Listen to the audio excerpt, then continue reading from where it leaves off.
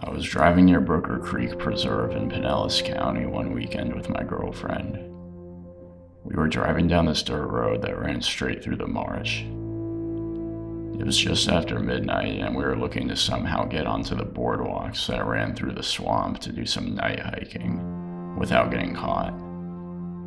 We were pretty certain this place didn't have any kind of security, but we were planning on being extra careful about how we would get onto the trails. The dirt road became a trail and was eventually swallowed up entirely by the marsh. Once the path became impassable by the car, we got out and hiked for quite some time. We did eventually make it to the boardwalks and got to see some deer and turkey. While we were on the boardwalks, I swore I kept hearing rustling from within the vegetation. I told my girlfriend, but she told me I was just paranoid. There was a breeze out there after all. The more we walked and the more turns we took, the more concerned I was about us getting lost. I've always prided myself in my sense of direction, but when it got to the point I was seriously beginning to doubt we'd be able to get back to the car without difficulty, I told my girlfriend we should head back. Right as we stopped to turn, we both heard the splashing of water nearby. It undoubtedly sounded in my mind like someone wading through the probably knee-high water. We started walking faster down the wooden pathway, but the splashing didn't stop. We didn't have flashlights, only the moon to light the way. As we kept walking and hearing this splashing, I couldn't help but imagine someone had to be hiding in the tall grass, watching and following us. By the time we made it back to the car, we were both pretty freaked out and ready to dip. It was a challenge getting the car turned around, and I kept nervously looking out to the marsh as I reversed and pulled forward over and over. But eventually I managed, and we were off. It was slow going as it was a crappy road. Suddenly, we came to a fork in the path that hadn't been visible coming the other way. Neither of us had any idea whether to go right or left, so I picked randomly, hoping that both would end up taking us back to the main road. As we rounded a curve in the road, our headlights fell upon a man dragging a large hockey duffel bag off the trail and towards the woods. As soon as our headlights hit him, he just froze completely. My girlfriend and I didn't say a word to each other until we were well past him, at which point we were both like, what the fuck was that? And then the road just ended. Just like where we had stopped the first time, the forest had completely swallowed up this part of the road. We were gonna have to turn around and drive by that man with the human-sized duffel bag again. I told my girlfriend to buckle up and hold on tight, because at the first sign of trouble, I was gunning it. I slowed as we approached the spot where the man was, and he was nowhere to be seen. I was about to breathe a sigh of relief when my girlfriend let out a gasp. I looked at her and asked what's wrong, and she just covered her chest with one hand and pointed with the other. I looked towards where she was pointing, and slowly I realized there were people everywhere, all figures wearing hoods and jackets just standing in the foliage, facing our vehicle. I stepped on it, trying to get us out of there as fast as I could without sending my Jeep soaring off the road.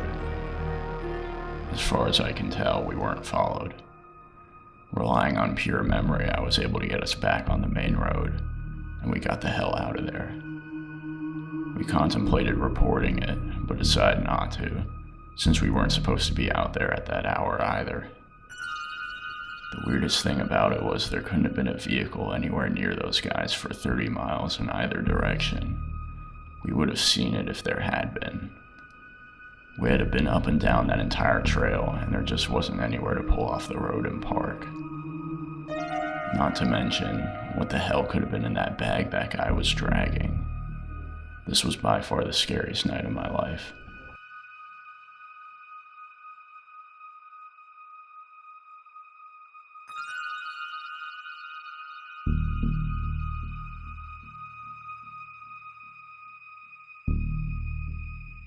My uncle owns 70 acres in Chesapeake, Virginia. I would often visit him on holidays and such since I go to Wesleyan, so for most of the year I'm living pretty close by. Well, unfortunately, about a month before the events of this story take place, he passed away of natural causes. As a result, while the house was undergoing minor renovations, I would sometimes stay there on weekends with my friend. I want to preface this by saying my uncle never told anyone in my family about any weird things happening on his property before he passed. It all started one Friday when me and my friend were setting up our film equipment in the house because we were going to shoot a video the next day. Like I said, the house was being renovated, so we had to spend the night in my truck. I was woken up at some ungodly hour by Luca saying he had seen a couple of people in hoods creeping around the property.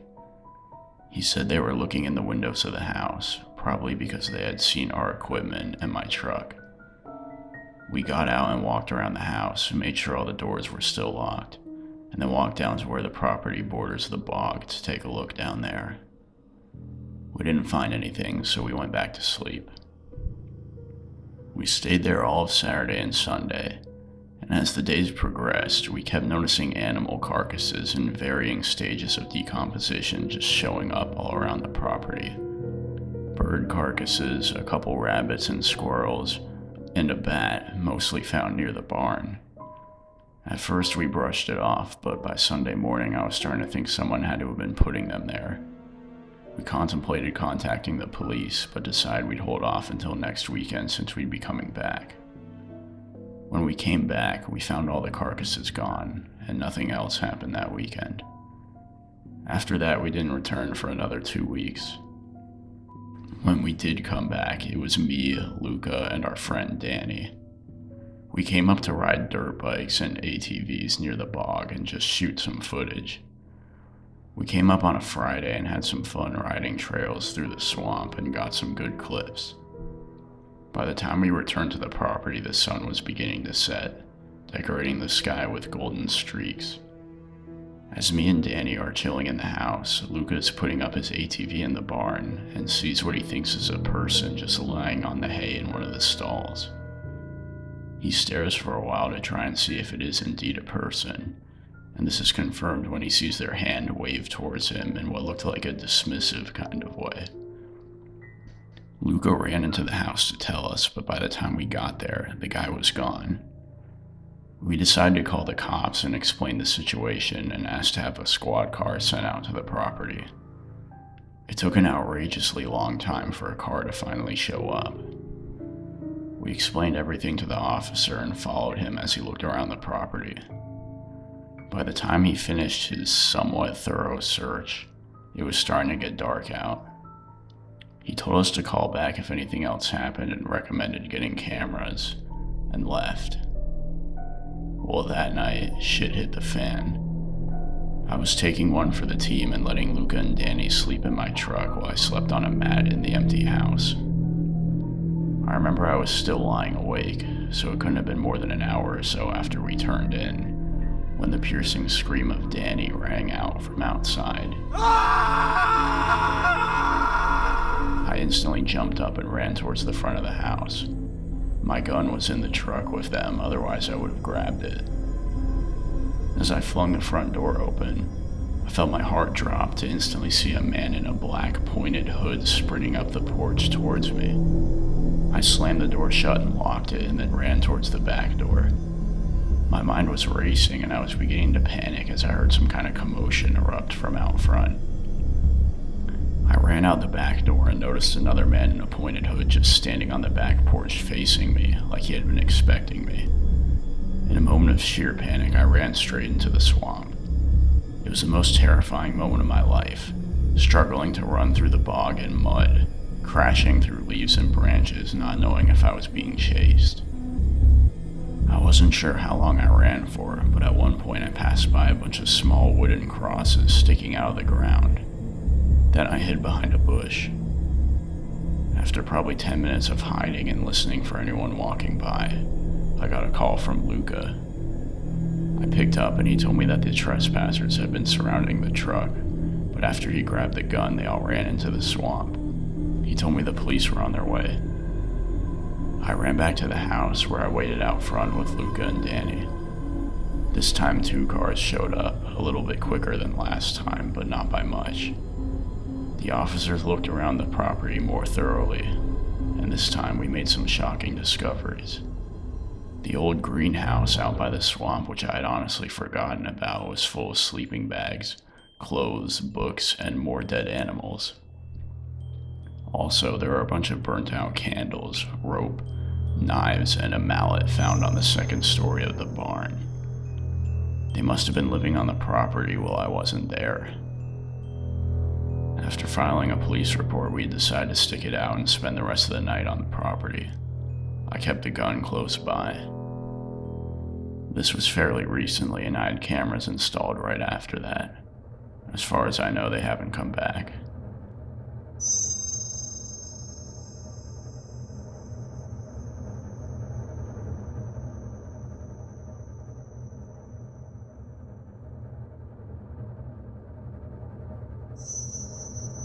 My house is located on a canal.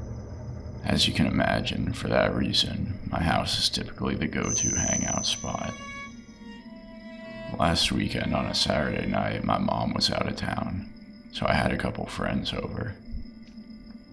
There were 6 of us total, including me, and we were just sitting around the fire in the backyard drinking beer.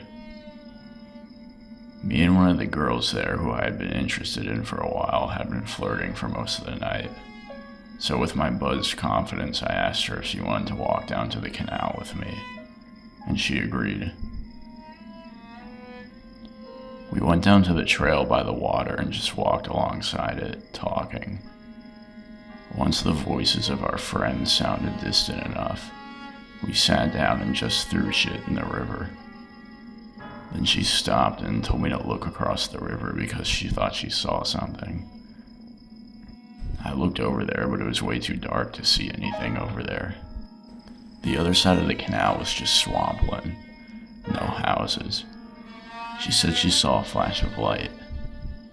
I told her it was probably nothing, and we went back to talking. But a minute later, I saw it this time. A split-second glow of light breaking through the bushes. She asked what I thought it was, and I told her it was probably just someone walking around. She seemed to think it was really creepy, but I didn't, to be honest. I tried to get back to my game, but she was really distracted about the light for some reason. Then we saw it again, and she stood up and asked if we could go back to the fire. I said sure, as I mentally cursed whoever was out there for ruining my moment. Just as we stood up to walk back, the light appeared again, this time way brighter and seemingly closer.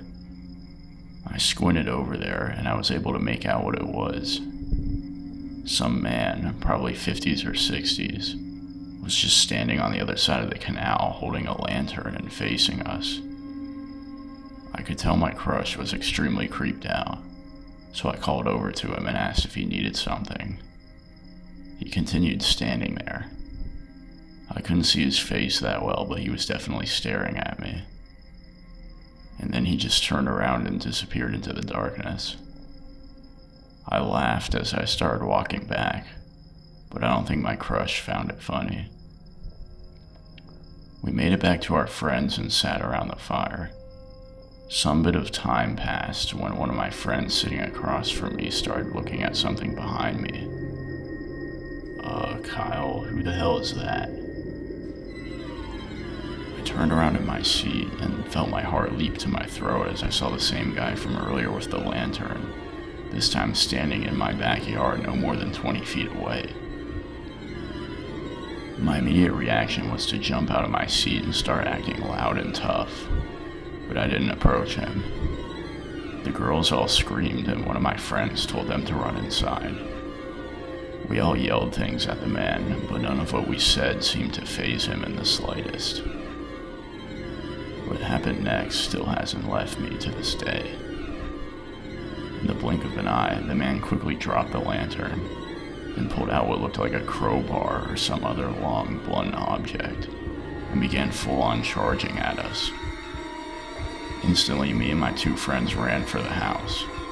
We ran inside and told the girls to go upstairs as the man began pounding on the kitchen sliding glass door and screaming like a psycho.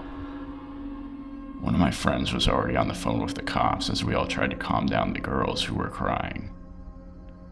Then we heard shouting outside from multiple men, and the pounding stopped. We didn't dare leave the room we were in. I heard a knock at the front door, but nobody yelled police, so I decided to go downstairs and look through the peephole. It was my neighbor. I opened the door, and he said his son had the man at gunpoint in the backyard.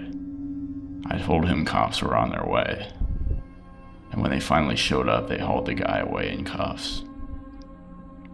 It was the most satisfying thing to watch. Apparently, he was just completely hopped up out of his mind on bath salts. A word to the wise, be careful out there. Always be aware of your surroundings and watch out for the warning signs of danger, especially at night.